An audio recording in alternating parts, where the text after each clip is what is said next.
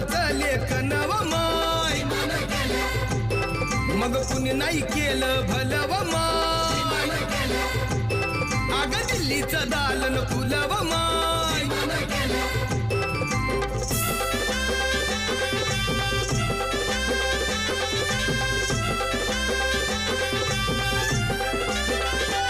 तुमच्या पोरानं शाळेत शिकावं आशाला जारीला मुकावं